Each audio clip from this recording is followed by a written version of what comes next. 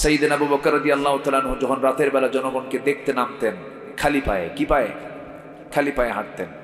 একদিন ওমর ফারুক বললেন, আপনার খালি পায়ে হাঁটেন কেন? আপনার পা তো পাথর দিয়ে ফেটে যাবে, চামড়া ফেটে রক্ত বের হবে।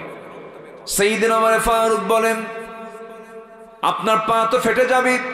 সাইয়েদনা আবু বকর বলেন, আমার ভাই ওমর, তুমি আমার দিকে মায়া দেখাচ্ছ, মোহাব্বত দেখাচ্ছ, তোমাকে ধন্যবাদ জানাই, তবে একটা কথা জেনে রেখে দিও ওমর রে, আমি যদি খড়ম জুতা পায়ে দিয়ে যদি রাস্তায় হাঁটি রাতের বেলা, জুতার সঙ্গে পাথরের একটা ঘর্ষণ হবে, আওয়াজ হবে।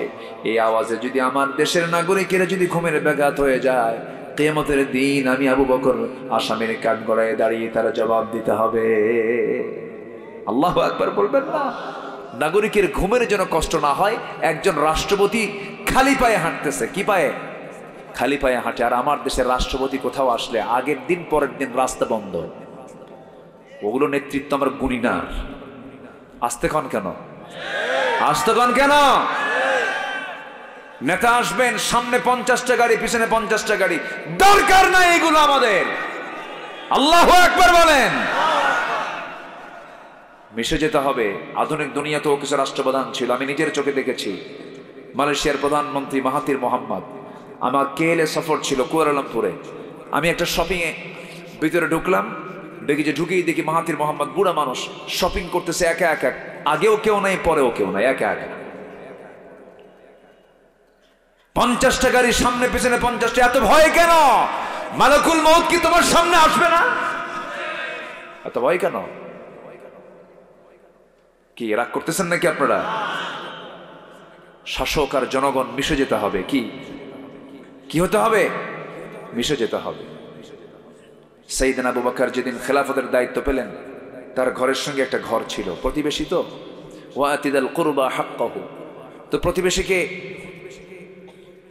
উনি পেয়েছেন। যে প্রতিবেশী, সেই প্রতিবেশীর মূল মুরব্বী বেঁচে নাই, বুড়া মানুষ, এবং তার কোনো ছেলে মেয়েও ছিল না, শুধু একটা বুড়ি মহিলা ছিলেন ওই বাড়ির, একজন বুড়ি মহিলা, ও ছাড়া কেউ নাই ওই বাড়িতে। সাইয়েদনা আবু বকর রাদিয়াল্লাহু তাআলা খেলাফতের দায়িত্ব পাওয়ার পরেও তিনি প্রত্যেক রাত্রে ওনার বাড়িতে গিয়ে ওই মহিলার খিদমত করে আসতেন। সাইয়েদনা ওমর ফারুক একদিন গেলেন ওই মহিলার খেদমত করার জন্য। ভিতর থেকে মহিলা জবাব দিচ্ছে, খেদমত করার কোনো প্রয়োজন নাই, কারণ একজন খাদেম আমার খেদমত করে গেছে। তিনি মনে মনে চিন্তা করলেন, এই মদিনার ভিতরে কোন যুবক তেমন কাজ করে দেখি তো। 2-3 রাত ধরে ওই মানুষকে ধরার জন্য চেষ্টা করছেন, পারলেন না। শেষ রাত্রিতে দেখেন কে যেন ঘরের মধ্যে ঢুকলো, বুড়ির লুকায়া চুরায়া খালি পায়ে ঢুকে গেছে। তিনি দরজায় আড়াল হয়ে দাঁড়িয়ে আছেন। যখন বের হয়েছে, চট করে পিছন দিক থেকে তার ডান হাতটা চেপে ধরে দেখে কেউ না, প্রথম খলিফা আবু বকর সামনে দাঁড়ায় আছে। ওমর ফারুককে দেখে বলছেন, ওমর তুমি এই জায়গায় কেন? তিনিও বলছেন, আপনি এই জায়গায় কেন? আপনি রাষ্ট্রপ্রধান, দিনে সারাদিন কাজ করেছেন, আবার রাতের বেলা জেগে জেগে এই সমস্ত কাজগুলো করছেন, আমাদের কি কিছু কাজ করতে দিবেন না? আবু বকর বলছেন, ভাই ওমর রে, হাসরের ময়দানে আমার আমলনামা তোমার কিন্তু পিঠে যাবে না, আমার প্রতিবেশীর কাজ আমাকে করতে হবে। আমার বন্ধুগণ, 2টা বছর টানা ওই মহিলার খেদমত করে খেলাফতের দায়িত্ব পালন করে তিনি দুনিয়া থেকে বিদায় নিয়েছেন। দ্বিতীয় খলিফাতে যেদিন দায়িত্ব পালন শুরু করেছেন, সেই দিন তার উপর ওই দায়িত্ব চেপে আসলো। ওই মহিলার ঘরের মধ্যে ঢুকলেন, ওই মহিলার খেদমত করলেন, কাপড় চোপড় সব কমপ্লিট করে দিলেন। এরপরে রান্না বান্না সব কিছু আয়োজন, খাবার দাবার সব আয়োজন সম্পন্ন করে পরিষ্কার করে ঘর থেকে বের হয়েছেন। বুড়ি মহিলা খাবার জন্য যখন বসেছেন, আরবের প্রধান খাদ্য হলো খেজুর। খেজুর যখন মুখের মধ্যে নিয়েছেন, কামড় মেরেছেন, বিচি, খেজুরের মধ্যে বিচি। এই বিচিটা দেখা মাত্রই ওই মহিলা হাওমাও করে কেঁদে কেঁদে বলতেছে, বুঝতে পেরেছি আমার আসল খাদেম আবু বকর আর দুনিয়াতে নাই। কারণ আমার আবু বকর যখন আমার খেদমত করতে আসতো, সে শুধু খেজুরগুলো ধুতুই না, বিচিগুলো খুলে খুলে আমার সামনে সব হাজির করে দিত, যেন খেতে কষ্ট না হয়। জোরে বলি আল্লাহু আকবার, আরো জোরে আল্লাহু আকবার। আমার বন্ধুগণ, এটাই হলো একটি কল্যাণ রাষ্ট্রের রাষ্ট্রপ্রধানদের চরিত্র। সমাজের রাষ্ট্রপতি যদি ভালো হন, সমাজের জনগণ ভালো হয়ে যায়। ওমর ফারুকের মতো মানুষ গোটা রাত ঘুম পাড়তে পারেন নাই। কোন এক রাতের কথা আমার মনে পড়ে গেল, বলবো। কোন এক রাতের কথা আমার মনে পড়ে গেল। সাইয়েদনা ওমর ফারুক ঘর থেকে বের হওয়ার সময় বলছেন, বউ আমার তো ঘুম আসে না, আমাকে জনগণ এমন একটা দায়িত্ব দিয়েছে, এই দায়িত্ব আমার ঘুমটাকে হারাম করে দিয়েছে, আমি ঘুমাতে পারি না। আমি জনগণকে দেখতে বেরোলাম। এশার নামাজ পড়লেন তিনি, বাড়িতে যৎকিঞ্চিত খাবার খেয়ে বের হয়ে গেছেন, জনগণকে দেখার জন্য বের হয়েছেন। হঠাৎ করে একটা ঘর থেকে কান্নার আওয়াজ আসে। বাড়ির সামনে দাঁড়ায় দেখেন সেই কান্নার আওয়াজটা হলো ছোট ছোট বাচ্চাগুলোর। বাইরে থেকে শক্ত গলায় বলছেন, ওমরে ফারুক, এই বাড়িতে কি বাচ্চাদের মা নাই নাকি? কেমন মা সন্তানদের কান্না থামাতে পারে না? ভিতর থেকে আওয়াজ আসে, কান্না কান্না কেমনে থামাবো, খাদ্য তো নাই আমার ঘরে। ওমরে ফারুক চলে গেলেন, এক বস্তা আটা এন্ট্রি করে নিজের মাথায় বহন করে মহিলার সামনে হাজির করে বলছে, মহিলারে, আমি ওমর, আবার যখন আটার বস্তা ফুরে যাবে আমাকে খবর দিবে, আমি ওমর নিজের পিঠে বহন করে পৌঁছায় দিয়ে যাব। বিধবার ঘরে তিনি আশ্রয় দিলেন। এরপর চলেন আরেক ঘরে, আরেক বাড়ির সামনে দাঁড়ায় দেখেন চিৎকার করে কান্নার আওয়াজ, একজন মহিলা কাঁদতেছে। প্রশ্ন করলেন, কান্নাকাটি করে কে? ভিতর থেকে জবাব আসলো, ভিতরে এক মহিলা আছে, ডেলিভারি রোগী, কিন্তু বাচ্চা ডেলিভারি হয় না, ধাত্রী নাই, নার্স নাই। ওমরে ফারুক করবেন কি? তিনি তো কিছুই করতে পারবেন না। অনেক গভীর রাত, বাড়িতে চলে গেলেন, বউটাকে বললেন, বউ আমার, বোরকা পড়ো, তোমাকে আমার সঙ্গে যেতে হবে। নিয়ে গেলেন। ওই বাড়ির সামনে স্ত্রী দুটো হাত জড়িয়ে ধরে বলছে, আমার স্ত্রী, আমরা কিন্তু জনগণের শাসক নই, আমরা হলাম জনগণের খাদেম। এই যে ঘরের মধ্যে একজন মহিলা নার্সের অভাবে যদি আজকে তার ইন্তেকাল হয়ে যায় অথবা সন্তান মারা যায়, কিয়ামতের দিন আমি ওমর, আমাকে খুনির কাতারে দাঁড় হতে হবে, তাড়াতাড়ি ভিতরে ঢুকে পড়ো। মহিলাকে নার্সের দায়িত্ব পালন করা দিয়ে তিনি সেখান থেকে চলে গেলেন। আর একবার এর সামনে গিয়ে হাঁটতেছেন লাঠি নিয়া, গুনগুন গুনগুন গুনগুন করা কিছু আওয়াজ নবীর ওমরে ফারুকের কানে চলে এলো। মনে মনে চিন্তা করছেন এই আওয়াজটা কোন ঘর থেকে আসে, সেই ঘরের দিকে চলে গেলেন। কিন্তু আওয়াজটা কোনো পুরুষ গলায় নয়, মেয়েদের একটা মেয়ে কণ্ঠের গলায় গুনগুন গুনগুন করে বিরহের আওয়াজ যখন তার কানে ভাসতেছিল, সঙ্গে সঙ্গে ওমরে ফারুক খেপে গিয়ে রেগে গিয়ে বলছেন, ইসলামী জনপদে কে গুনগুন করে গান গায়? এত বড় সংস্কার! গান বন্ধ হয়ে গেছে। দরজায় নক করলেন, দরজা খোলে না। দরজার পিছন দিকে চলে গেছেন, টান মেরে দরজার পিছন দিকে চলে গিয়ে বেড়াটা ভাঙলেন। খেজুর পাতার বানানো বেড়ার ঘর, ঘরের মধ্যে ঢুকেই দেখেন একজন মহিলা সামনে প্রদীপ জ্বালানো, মাথায় কাপড় দিয়ে পর্দার নিয়ম রক্ষা করে সামনে দাঁড়ায় আছে। ওমরে ফারুক বলছেন, মহিলা তুমি কি জানো না এটা ইসলামী জনপদ, এখানে গান গাও কেন? মহিলাও কম না, ওমরে ফারুককে চিনতে পারে নাই, কিন্তু ওমরে ফারুককে লক্ষ্য করে বলছে, তুমি যে আমাকে নসিহত দিতে আসছো, আমি দোষ করেছি, একটা গুনগুন গুনগুন করে বিরহের গান গাচ্ছি, এটা আমার জন্য দোষ, অপরাধ হতে পারে, কিন্তু আমার ঘরের মধ্যে তুমি যে ঢুকেছো, আমি কি তোমাকে পারমিশন দিয়েছি নাকি না? সালাম দিয়েছো নাকি না? বেড়া ভাঙছো কেন? এই যে ভুলগুলো করেছো, আমার কাছে মনে হচ্ছে তুমি আমার কাছে এসে এ পর্যন্ত চারটা বড় বড় দোষ করেছো, আমি তোমাকে ছাড়বো না। ওমরে ফারুক বলছেন, আমি কি দোষ করলাম বলো? নাম্বার 1, সালাম দেন নাই। নাম্বার 2, আপনি অনুমতি নেন নাই। নাম্বার 3, আপনি বেড়া ভেঙেছেন, ঘরের সমস্ত সম্পত্তিগুলো আপনি আমার সামানটা ভেঙেছেন। নাম্বার 4 হলো আপনি একজন পরনারী, আপনি একজন পরপুরুষ, আমার সামনে দাঁড়িয়ে দাঁড়িয়ে কথা বলছেন, যদিও আমি পোশাক সংযত রেখেছি, কিন্তু পর্দার তো খেলাফ হয়ে যাচ্ছে। এই কয়েকটা ভুলের জন্য আমি আপনাকে ছাড়বো না, কি করবা বলো? মহিলা বলছে, কালকে সকাল হওয়ার সঙ্গে সঙ্গে, সূর্যোদয় হওয়ার সঙ্গে সঙ্গে আমি তোমার বিরুদ্ধে ওমরে ফারুকের আদালতে গিয়ে আমি তোমার বিরুদ্ধে মানহানির মামলা দেব। কার সামনে কয়? আস্তে কয়, কার সামনে বলতেছে? সেইদিন ওমরে ফারুক বলছেন, তুমি কার কথা বললে? কোমরের কথা। ওমর লোকটা কেমন? মহিলা বলতেছে, আমার জানা মতে এই দুনিয়াতে একজন সৎ শাসক আছেন, অত্যন্ত ভালো মানুষ, তার নাম হচ্ছে ওমর। ওমরে ফারুক এবার বলছেন, আমার তো জানা মতে, আমি জানি, আমি তো বুঝি ওমর লোকটা ভালো না। নিজের কথা কি ভালো বলা যায়? ওমর লোকটা ভালো না। এবার মহিলা খেপে গিয়ে বলছে, কি বললা তুমি? ওমরের বিরুদ্ধে কথা বললা, আরেকটা দোষ যোগ হলো। আল্লাহু আকবার বলবেন না? তোমারে ছাড়া হবে না, তুমি কার বিরুদ্ধে তুমি কথা বললে? ওমরে ফারুক মাথা নিচু করে চোখের পানি ফেলতে ফেলতে বলছে, আল্লাহ, এই মহিলার দোয়া তুমি আল্লাহ কবুল করে না। জোরে বলেন সুবহানাল্লাহ, জোরে বলেন সুবহানাল্লাহ। আমরা মানুষের দোয়া পেতে চাই মুখ দিয়া না দিল দিয়া? বলেন বলেন, মানুষের দোয়া পেতে চাই আমরা মুখ দিয়া না দিল দিয়া? দিল দিয়া, দিল থেকে যে দোয়া, সেই দোয়াটাই কাজে আসে। বাপ মা যদি দিল থেকে কোনো সন্তানের জন্য দোয়া করে, পৃথিবী খুলতে তার কিচ্ছু লাগবে না, পৃথিবীও তার জন্য, আখেরাত আর জান্নাতও তার জন্য। আল্লাহু আকবার বলা। দোয়া ঘড়ি তো আজকে ব্যাপক ঘুরতেছে, বুঝলাম না কি আলোচনা চালাবো? জোরে বলি ইনশাআল্লাহ। খুব সুন্দর মানুষ আপনারা। সাইয়েদনা ওমর ফারুক রাদিয়াল্লাহু তাআলা আনহু এবার মহিলাকে বলছেন, তুমি কি সত্যি মামলা দিবা? অবশ্যই মামলা দেব না। মানে আপনি অনুমতি ছাড়া ঘরের মধ্যে ঢুকলেন কেন? আপনাকে ছাড়া হবে না। ওমর ফারুক বললেন, ঠিক আছে, আমার দোষগুলো আমি মেনে নিচ্ছি, কিন্তু তুমি গান গাও কেন? তোমার বিরহের গান কেন? এই গভীর রাত্রে আল্লাহর জিকির না করে, কোরআন না পড়ে তুমি কেন গান গাচ্ছ? মহিলা বলতেছে, আজ থেকে 4 মাস আগে আমার স্বামীর সঙ্গে আমার প্রথম বিয়ের পরে ঘর সংসার হয়। 4 থেকে 5 দিন আমার কাছে ছিলেন। এই জনপদের খলিফা ওমর ফারুকের লোকজন আমার স্বামীকে নিয়ে চলে গেল, সীমান্ত প্রহরায় নিয়োগ দিয়ে দিল। আজকে 4 মাস গত হতে চলে, আমার স্বামীর কোনো আনাগোনা নাই, কোনো সাক্ষাৎ নাই। রাতের বেলা নামাজ পড়ে ঘুমিয়ে পড়েছি, মধ্যরাত ঘুম ভেঙে গেছে, আমার স্বামীর প্রেম আমার ভিতরে জেগে উঠেছে। স্বামীকে ছাড়া আমি কিছুই কল্পনা করতে পারছি না, এই জন্য রাতের বেলা ঘুম ধরে না। আমার বৈধ স্বামীকে পাওয়ার জন্য আমি গুনগুন গুনগুন করে বিরহের গান গাচ্ছিলাম। ওমর ফারুক মনে মনে চিন্তা করছেন, দোষ তো আরেকটা যোগ হলো, দোষ তো আরেকটা যোগ হলো। কি শাসক তারা ছিলেন, আল্লাহু আকবার বলবেন না? কি শাসক তারা ছিলেন। আর ক্ষমতায় থাকার জন্য কতগুলো যুবককে শেষে মেরেই ফেলল।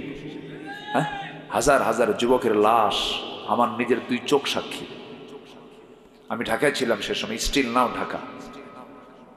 কিভাবে পাখির বাচ্চার মতো গুলি করে হত্যা করা হলো। এটা মানবের কাজ নয়, দানবের কাজ। পাশবিক হৃদয় হতে হয় এগুলো। যা করেছে তারা, আল্লামা সাইদিকে পর্যন্ত তারা রেহাই দেয়নি। চিন্তা করা যায়, আল্লামা সাইদি দেশের একটা সম্পদ, একজন কিংবদন্তি, একটা ইতিহাস। ওরা চেয়েছিল মেরে ফেললেই মনে হয় ইনিংস শেষ হলো। না, আগুনে ফুঁ দিলে নিভে যায়, আবার আগুনে ফুঁ দিলে দ্বিগুণ দ্বিগুণ জ্বলে ওঠে। 2023 সালের 4 আগস্ট চিকিৎসার নাম করে তাকে জেলখানা থেকে হসপিটালে জোর করে নিল। বলা হলো, হুজুর আপনি অসুস্থ। উনি বলেন, আমি যে অসুস্থ আমি নিজেই তো জানি না। জোর করে নিয়ে চলে গেল হসপিটালে। চিকিৎসার নাম করে সুস্থ মানুষকে হসপিটালে ভর্তি করে পরিকল্পিতভাবে হিন্দুস্তানের প্রেসক্রিপশন নিয়ে একদম সাজানো নাটক তৈরি করে তাকে বিষ প্রয়োগ করে হত্যা করা হয়েছে। তাফসীর মাহফিলের এই প্ল্যাটফর্ম থেকে সুস্পষ্ট ভাষায় আমরা জানান দিতে চাই, অবিলম্বে আল্লামা সাইদির যারা খুনি, ওদেরকে ফাঁসির মঞ্চে ঝুলিয়ে মারা হোক। এ মতের পক্ষে রাজি আছেন কারা কারা? হাত উঁচু করে দেখান মুসলমান।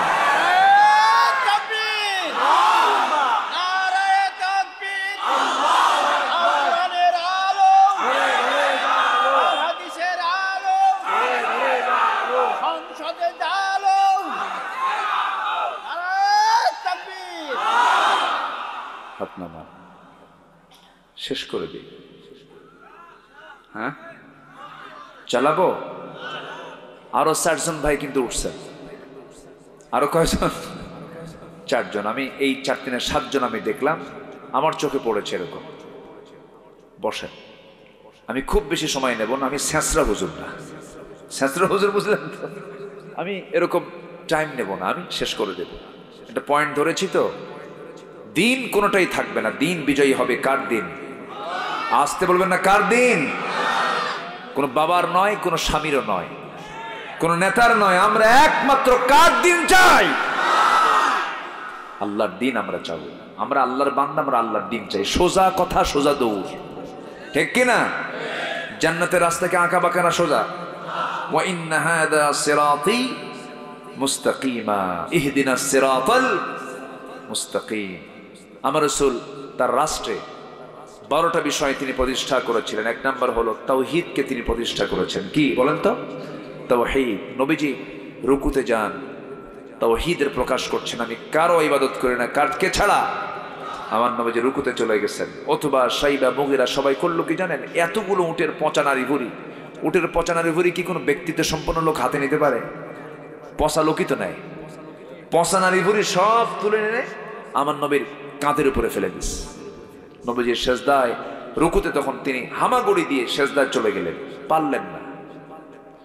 সবাই হেও করে, ঠাট্টা করে, দেখ মোহাম্মদ রে, দেখ পচা নারী ভুড়ি দিয়ে আমরা চাপায়া দিয়েছি, দেখ ওর রব ওকে কিছুই কয় না, ওর সাহায্য করে না, এরকম করে হেও করছিল।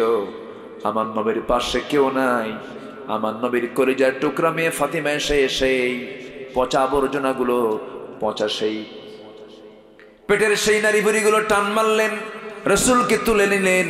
আমার নবীজি বলছেন, ফাতিমা আমি আজকে একটা দোয়া করব, সেই দোয়ার মধ্যে কোনো রহমত থাকবে না, সেই দোয়া হবে বদদোয়া। আমার নবীজি সেই দিন কাট্টা কাট্টা 7 জন কাফেরের বিরুদ্ধে রাসূল দোয়া করেছেন। রাসূল সহজে বদদোয়া দেন। এর মধ্যে 1 নাম্বার হলো আমর ইবনে হিশাম, আবু জেহেল। 1 নাম্বার কে? আবু জেহেল।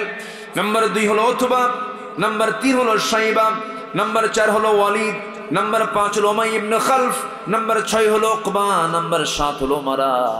এই 7 জন ব্যক্তির বিরুদ্ধে রাসূল হাত তুলে বলছেন, আল্লাহ এই কয়েকটির উপরে তোমার লানত পড়ুক। বলতে দেরি হয়েছে, বেশি দিন যায় নাই, বদর যুদ্ধের দিন এই 7টা কাফের একসঙ্গে বদর কুয়ার মধ্যে মরছে।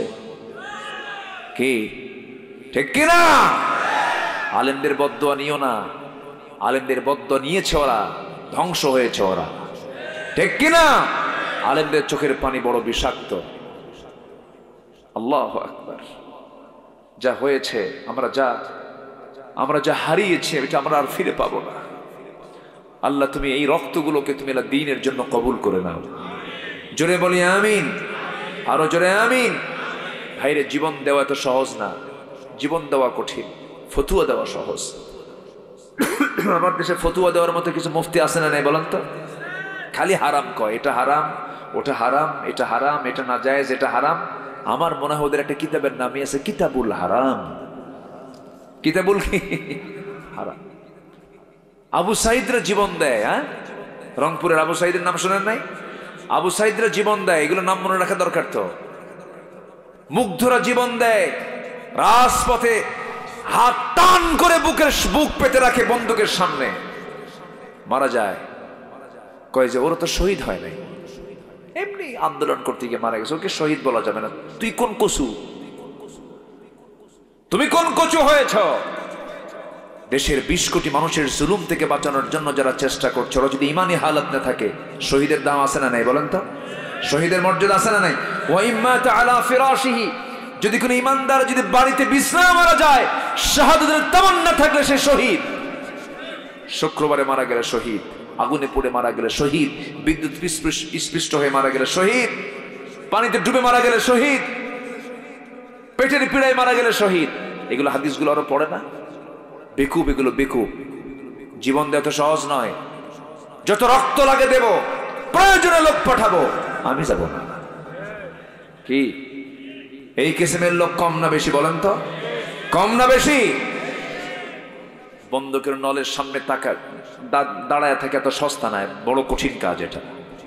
আল্লাহ তুমি তাদের এই ত্যাগকে, স্যাক্রিফাইসকে তুমি আল্লাহ দ্বীনের জন্য কবুল করে নাও। জোরে বলি আল্লাহুম্মা আমিন। ওরা যদি পালাতো, যদি না জীবন দিত, ওরা যদি পালাতো, আজকে কই যেতে না তো? আজকে মাহফিল হতো এটা? বলেন হতো? হতো তাহলে? হ্যাঁ হ্যাঁ, এই তো জুতার তলা ক্ষয় হয়ে শেষ, জুতার তলাও ক্ষয় হয়ে শেষ হয়ে যেত। এই হচ্ছে অবস্থা। আল্লাহ তুমি একটা অনুকূল পরিবেশ দিয়েছ, সামনে আমরা কোরআনের দৃশ্য দেখতে চাই। জোরে বলি ইনশাআল্লাহ।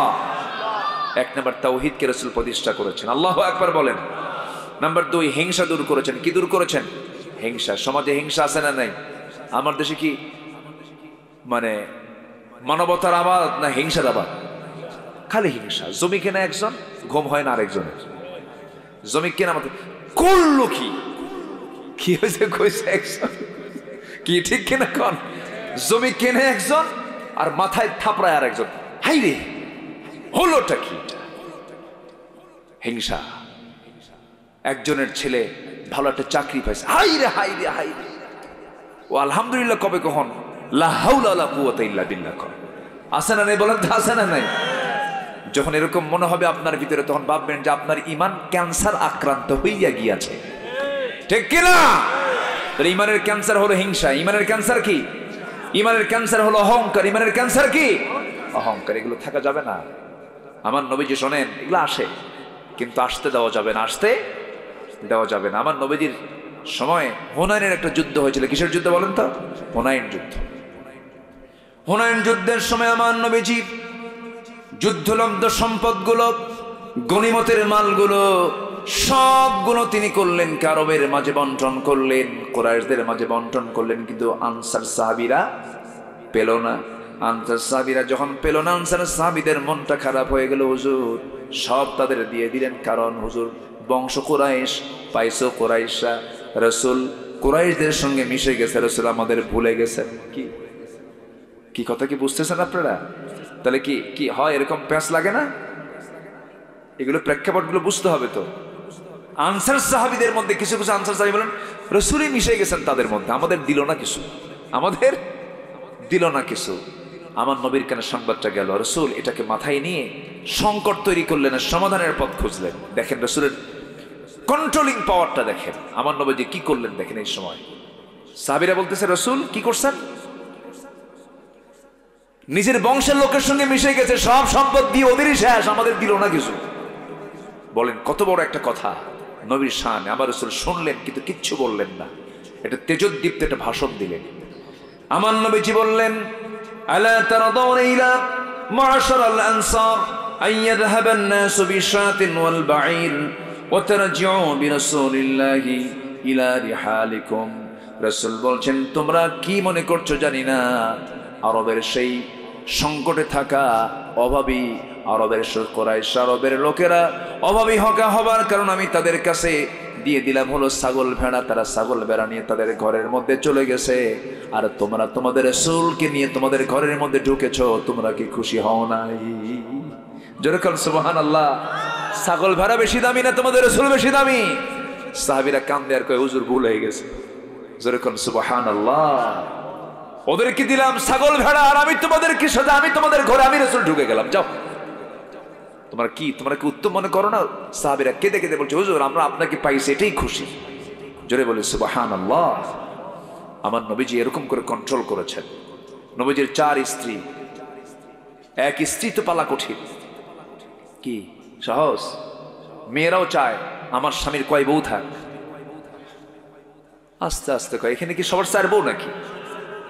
প্রত্যেক বউরা স্বামীর কয় বউ চায়? আমি একটাই, কোনো কাহিনী চলবে না। কি ঠিক কিনা কোন? আমি একটাই, কোনো কাহিনী বেশি কিছু করলে কিন্তু খাইয়া ফেলানো। কি কথা বোঝেন? প্রত্যেক মেয়েদের এটাই চাওয়া। আল্লাহ পাক মেয়েদেরকে এরকম দিল দিয়ে বানায় দিচ্ছেন, সব মহিলাই তাই, এটাই চায় তারা। উত্তমতাই, উত্তম এটাই, একটাই যথেষ্ট।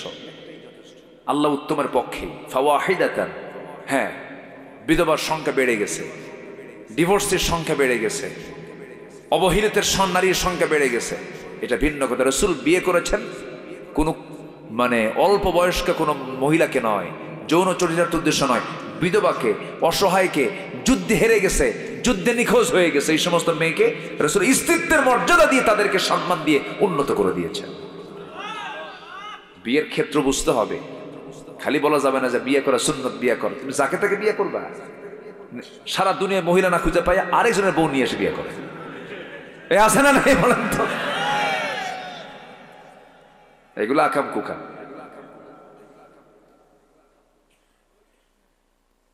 আমার নবীজির 4 স্ত্রী, কেউ বলতে পারতেছে না রাসূল কাকে বেশি ভালোবাসেন। 4 জনই গন্ডগোল লাগে, কয় যে আমারে রাসূল বেশি ভালোবাসে, আরেকজন আমারে রাসূল বেশি ভালোবাসে, 4 জনই সমান সমান। রাসূল কি ভালোবাসা দিয়েছেন দেখেন। 4 জন একসঙ্গে এসে রাসূলের সামনে বলে, হুজুর আপনি সত্যি করে বলেন তো কাকে বেশি ভালোবাসেন? আমার নবী যখন কার নাম বলবেন বলেন তো? নাম বললে কি নিরাপদ না বিপদ? বললেন তোরা যা, কালকে তোমরা যাও, কালকে বলবো আমি। পাঠায় দিছে। সন্ধ্যা হতে না হতেই অন্ধকার ঘনিয়ে এসেছে। রাসূল 8টা খেজুর হাতের মধ্যে নিয়ে 2টা করে প্যাকেট করলেন। আম্মা জান আয়েশার ঘরে গিয়ে দরজায় নক করে বলছেন, আয়েশা আই লাভ ইউ। কি কথা বোঝা গেল? কি বউকে বলা যায় আছে না নাই? অন্যের বউ না নিজের বউ? হ্যাঁ, এটা যেন মনে থাকে আবার। এখন তো পরকীয়ার পরিমাণ বাড়ছে, এই জন্য সতর্ক করে দিলাম। মোবাইল তো আছেই, এটা হলো সবচাইতে বড় পোস্টম্যান। ওই যে আগে কি ছিল, পিয়ন ছিল না, পিয়ন ছিল না, এখন আর পিয়ন লাগে, মোবাইল হয়ে গেছে বড় পিয়ন। মারাত্মক সিরিয়াস জিনিস এটা। মুহূর্তের মধ্যে আপনার ঈমান শেষ হয়ে যাবে, নিঃশেষ হয়ে যাবে। এটাকে খুব সাবধানে ব্যবহার করতে হবে। যার ঈমান দুর্বল তার মোবাইল ব্যবহার করাই জায়েজ নাই। কি কথা বোঝা গেল? কি যে মোবাইল চালাতে পারবে সে ব্যবহার করতে পারবে, কিন্তু উল্টা মোবাইল যদি ওরে চালায় ওর ব্যবহার করা জায়েজ নাই। যুবকরা নোংরামি করা যাবে না।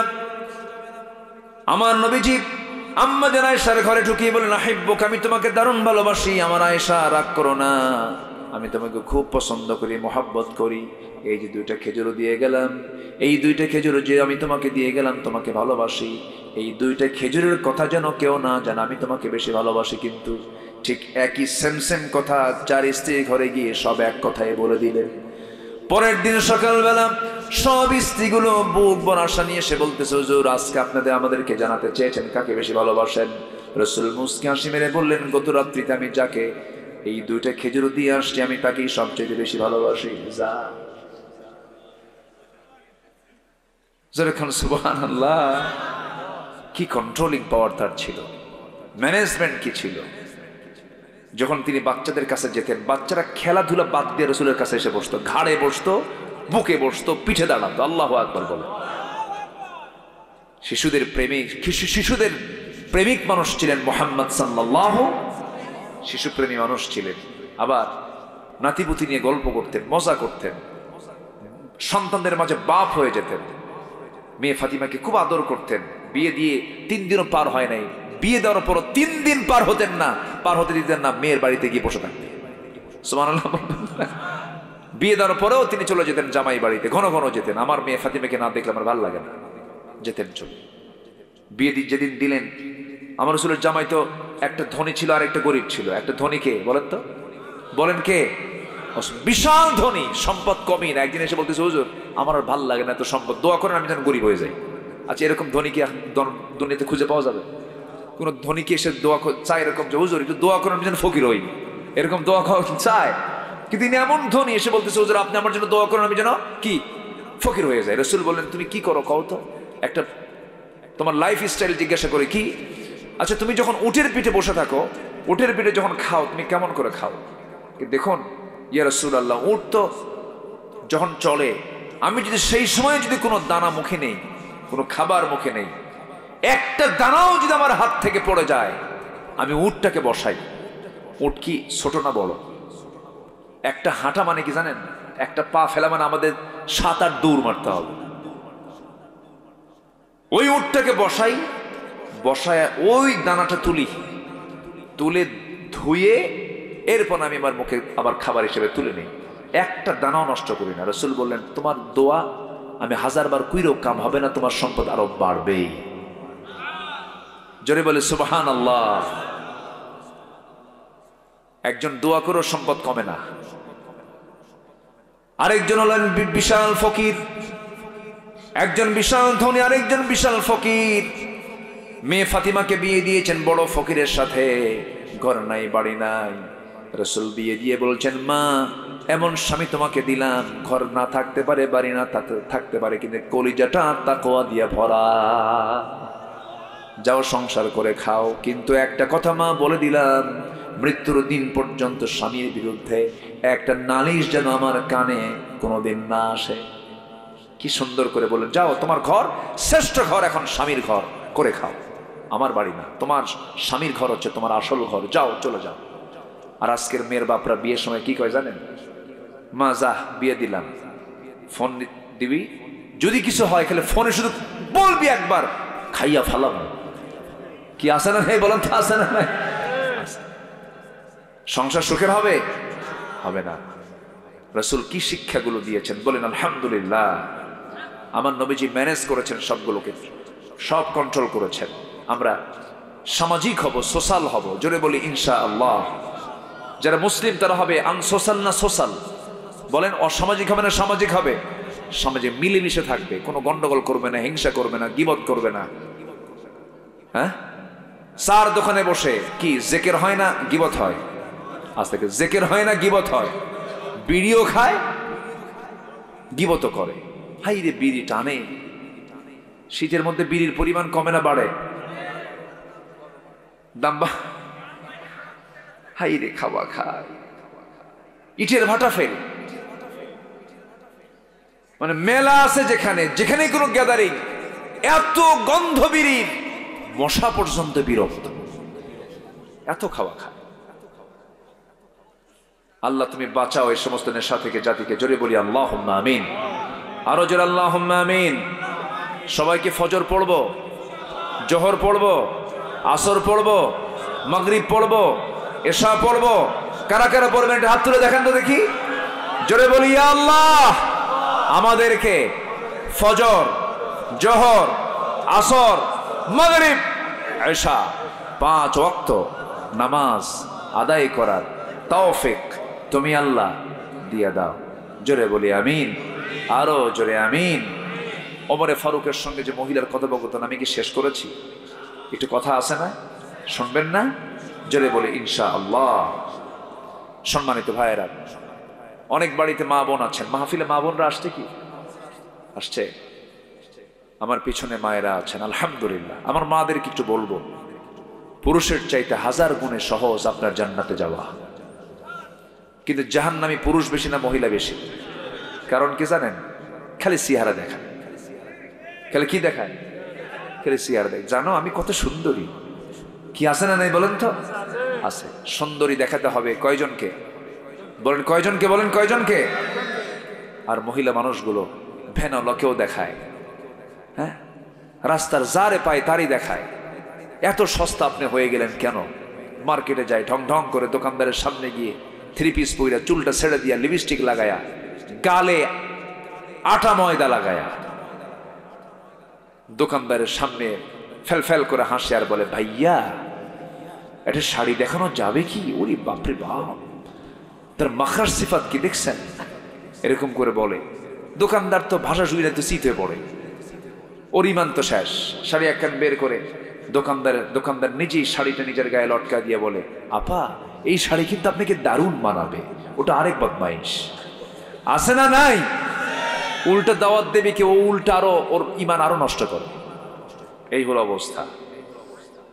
এগুলো করা যাবে না, এগুলো নোংরামি করা যাবে না।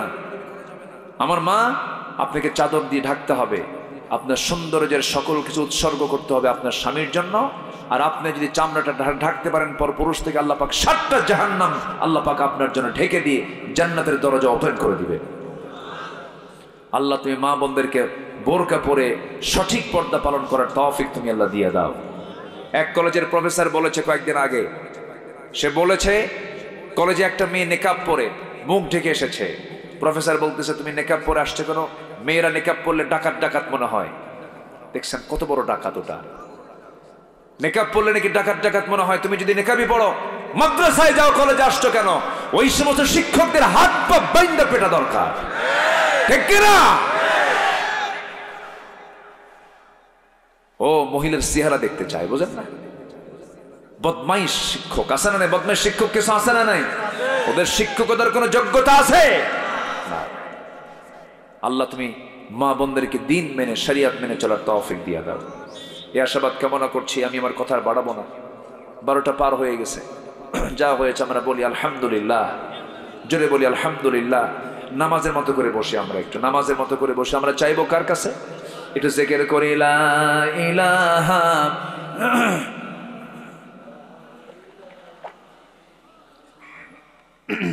লা ইলাহা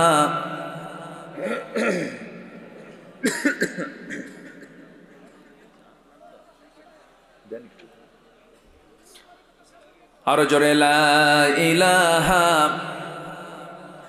সুবহানাল্লাহ আলহামদুলিল্লাহ, লা ইলাহা ইল্লাল্লাহ মুহাম্মাদুর রাসূলুল্লাহ, লা ইলাহা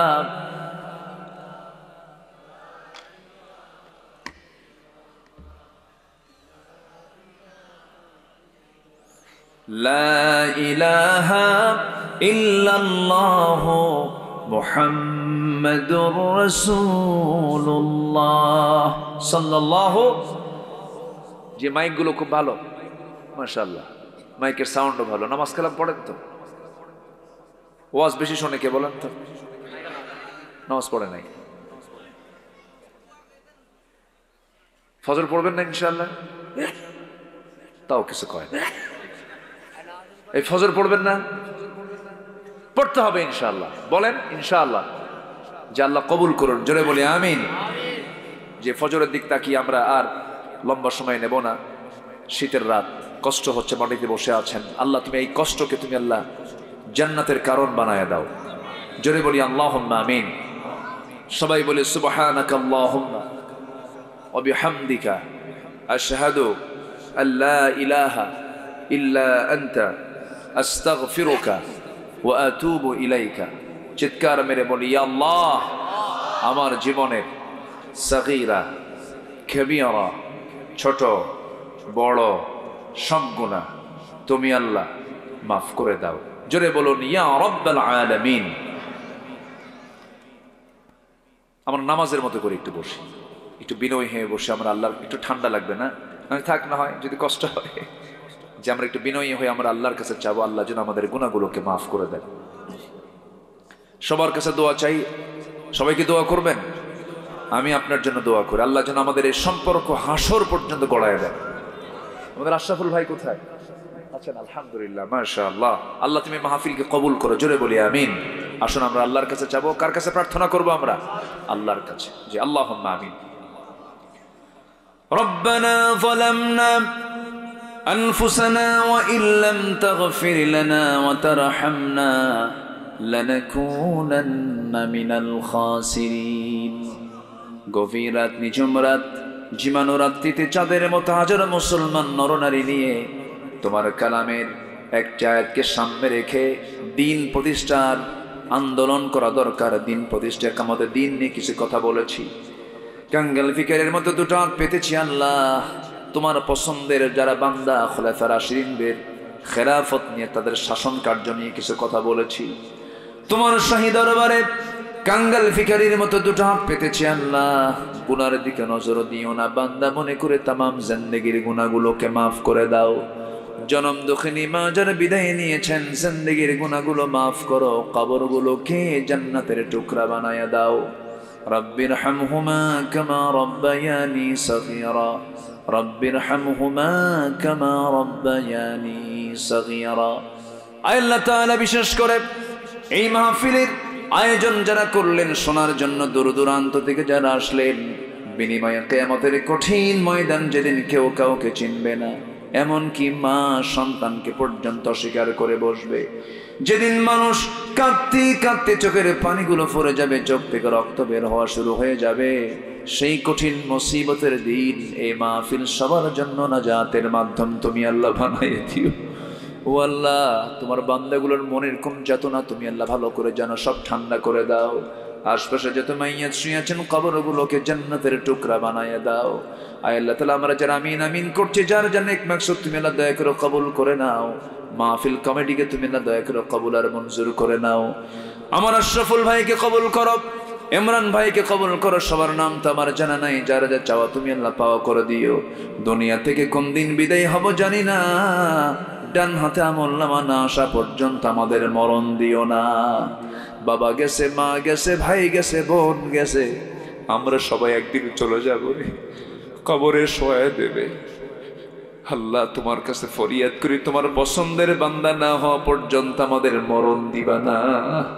ফিলিস্তিনকে বাঁচাও, কাশ্মীরকে বাঁচাও আল্লাহ।